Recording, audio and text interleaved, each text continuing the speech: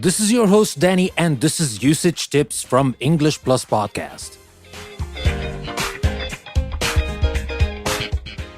In today's episode, we're going to talk about the difference between the words ability, capability, and capacity. They're very similar words, but with few differences. So, without further ado, let's talk about these three words and learn how we can use them correctly in this episode of Usage Tips from English Plus Podcast.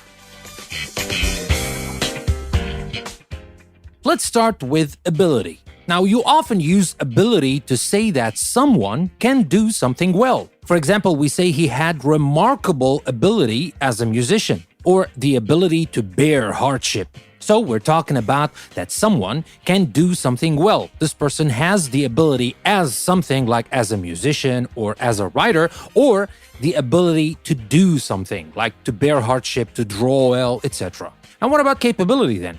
A person's capability is the amount of work they can do or how well they can do it. For example, a job that was beyond the capability of one man. We don't say the ability of one man, the capability of one man. That's the amount of work they can do. It was beyond the capability of one man. That means we need more. Or the director's ideas of the capability of the actor, what this actor can do, the amount of work this actor can do. So that is the capability. Very close to ability, but a little bit different. What about capacity then? If someone has a particular capacity, a capacity for something or a capacity to do something, they have the qualities required to do it. Now, capacity is similar to ability, but it is a more formal word than ability. I'll give you a couple of examples. We can say they have the capacity for hard work. We can say the ability here, and it's okay.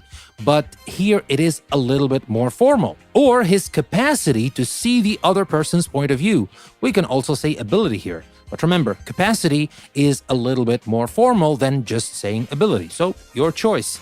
You want to use ability, it's fine. But if you want to be more formal, you can use capacity. But capability is different. Remember that. So, with that being said, that's everything I wanted to share with you in today's Usage Tips episode. Another day, another tip from English Plus Podcast. This is your host, Danny. Thank you very much for listening. I will see you next time.